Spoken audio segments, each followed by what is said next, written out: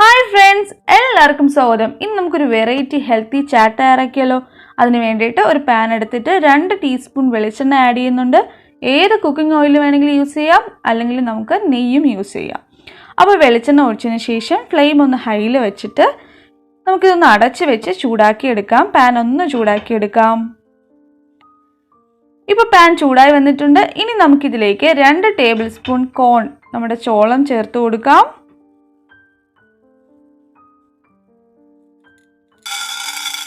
ഇത് തന്നെ നമുക്ക് ഏകദേശം 1 കപ്പോളം പോപ്കോൺ കിട്ടും. ഇനി നമുക്കിതൊന്ന് ഈ ഓയിലൊന്ന് മിക്സ് ചെയ്യാം. മിക്സ് ചെയ്തതിന് ശേഷം ഇത് നമുക്ക് അടച്ചു വെക്കാം.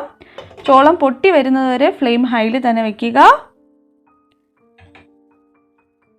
ഇപ്പോൾ പൊട്ടി വന്ന് തുടങ്ങിയിട്ടുണ്ട്. ഇനി നമുക്ക് ഫ്ലെയിം ലോയിലേക്ക് വെച്ച് കൊടുക്കാം.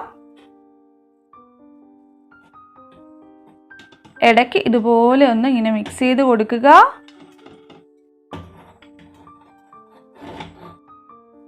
അപ്പോൾ നമ്മുടെ പോപ്കോൺ നന്നായിട്ട് പൊട്ടി വരുന്നുണ്ട്.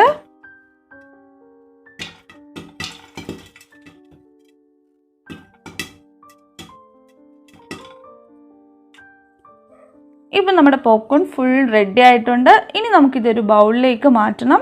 ചൂടോടെയുള്ള പോപ്കോൺ യൂസ് ചെയ്യുന്നതായിരിക്കും ടേസ്റ്റ്. അല്ല, നിങ്ങൾക്കിത് കിട്ടുന്നില്ലെങ്കിൽ പാക്കറ്റിലുള്ള പോപ്കോണും യൂസ് ചെയ്യാം. ഇനി നമ്മളിതിലോട്ട് ആഡ് ചെയ്യാൻ പോകുന്നത് സവോളയാണ്. സവോള ചെറുതായിട്ട് അരിഞ്ഞത് ഒരു 1/3 കപ്പ് ആഡ് ചെയ്യുന്നുണ്ട്.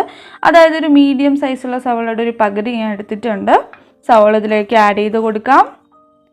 അതോടൊപ്പം നമുക്ക് ടൊമാറ്റോ ചെറുതായിട്ട് അരിഞ്ഞത് ഒരു 1/4 കപ്പ് ടൊമാറ്റോ ചെറുതായിട്ട് അരിഞ്ഞത് ആഡ് ചെയ്ത് കൊടുക്കുകയാണ്. ഇതിൻ്റെ അളവൊക്കെ നമ്മുടെ ഇഷ്ടം അനുസരിച്ച് നമുക്ക് മാറ്റാം. എന്നാൽ ഒരുപാട് ആഡ് ചെയ്ത് കഴിഞ്ഞാൽ അപ്പോൾ പോപ്കോണിൻ്റെ ടേസ്റ്റ് കിട്ടില്ല. ഇനി ഒരു ചെറിയ പച്ചമുളക് ചെറുതായിട്ട് അരിഞ്ഞത്, കുറച്ച് മല്ലിയില, ഇനി കുറച്ചൊരു 1/4 ടീസ്പൂൺ മുളക് പൊടിയാണ്. അത്യാവശ്യം നല്ല എരിവ് വരും. ഓൾറെഡി പച്ചമുളക് ആഡ് ചെയ്തിട്ടുണ്ട്. ഇനി നമ്മുടെ ചാറ്റ് മസാല 1 ടീസ്പൂൺ ആഡ് ചെയ്ത് കൊടുക്കുകയാണ്. ഇനി നമുക്കിതിലേക്ക് ആവശ്യത്തിന് ഉപ്പും കൂടെ ചേർത്ത് കൊടുക്കാം. എന്നിട്ട് നന്നായിട്ട് ഇതൊന്ന് മിക്സ് ചെയ്തെടുക്കാം. നന്നായിട്ട് ഇതൊന്ന് മിക്സ് ചെയ്തെടുക്കുക. അപ്പോൾ നമ്മുടെ ഹെൽത്തി ആൻഡ് ടേസ്റ്റി ആയിട്ടുള്ള പോപ്കോൺ ചാറ്റ് റെഡി ആയിട്ടുണ്ട്. കുട്ടികൾക്കൊക്കെ ഒരുപാട് ഇഷ്ടപ്പെടും. കുട്ടികൾക്ക് കൊടുക്കാനാണെങ്കിൽ കുറച്ച് എരിവ് കുറച്ച് ആഡ് ചെയ്യുക.